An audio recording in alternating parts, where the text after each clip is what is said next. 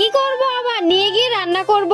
অখেয়ার বাচ্চা, এত কিছু খাস তারপরেও হয় না, এখন আবার শাক খাওয়া শুরু করে দিলি। অখেয়া বলতেছো আমি শুধু একা খাই বুঝি? তো এবার আমি এই পানিতে শাকগুলো সিদ্ধ করতে দিব। সিদ্ধ করা হয়ে গেছে, এবার একটা গামলাতে তুলে নিব।